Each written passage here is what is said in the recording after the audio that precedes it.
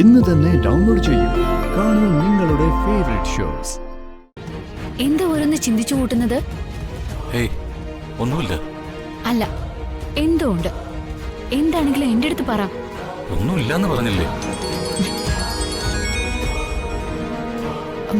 Call എടുത്ത്. വർഷ. ആ, എങ്കിൽ വന്ദന വർഷയോട് സംസാരിച്ചിട്ട് വാ, ഞാൻ അങ്ങോട്ട് ചെല്ലട്ടെ.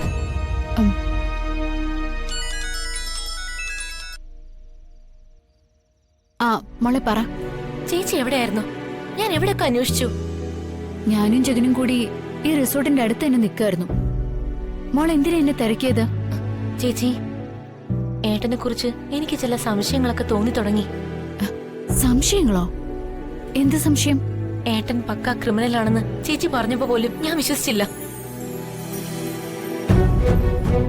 എന്നെ വിൽക്കാൻ ഏൽപ്പിച്ചത് മയക്കുമരുന്ന് പാക്കറ്റുകളാണെന്ന് ചേച്ചി പറഞ്ഞു.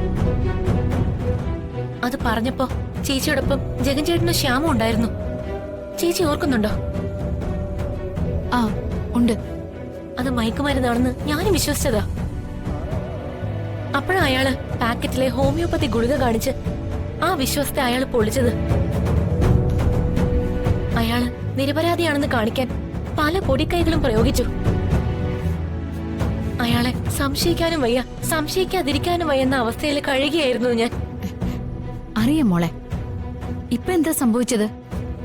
ഏട്ടനൊപ്പം പോകുമ്പോ റിസോർട്ടിൽ വെച്ച് കൊട്ടേഷൻകാരെന്ന് തോന്നിക്കുന്ന രണ്ടുപേരെ ഞാൻ കണ്ടു.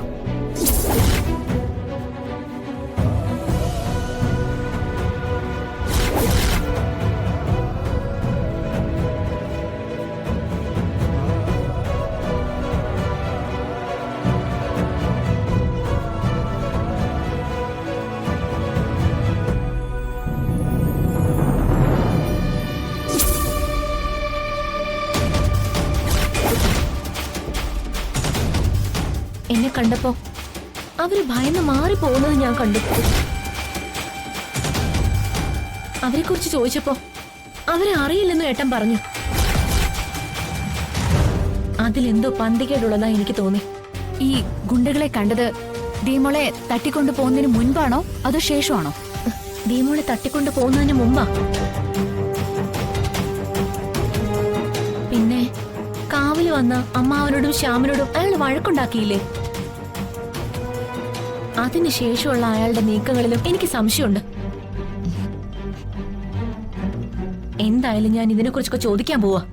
ഇപ്പോ ഈ റിസോർട്ടിൽ വെച്ച് ചോദിക്കാന്നോ? വേണ്ട, തിരിച്ചു പോയിട്ട് സൗകര്യം പോലെ ചോദിച്ചാ മതി. ഇവിടെ പ്രശ്നമൊന്നും ഉണ്ടാക്കണ്ട.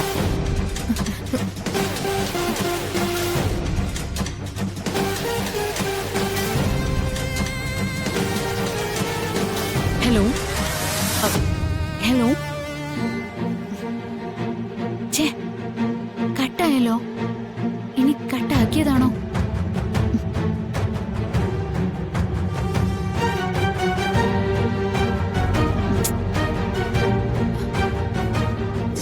മോളെ തട്ടിക്കൊണ്ടു പോകുന്നതിന് തൊട്ടു മുൻപ് റിസോർട്ടിൽ വെച്ച് ഗുണ്ടകളെ കണ്ടിരിക്കുന്നു.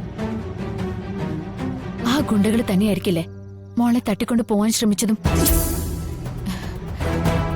അപ്പോ ഗുണ്ടകളെ അയച്ചത് വിക്രമാണോ? വിക്രമിന് ദീമോളെ തട്ടിക്കൊണ്ടു പോകേണ്ട ആവശ്യം എന്താ?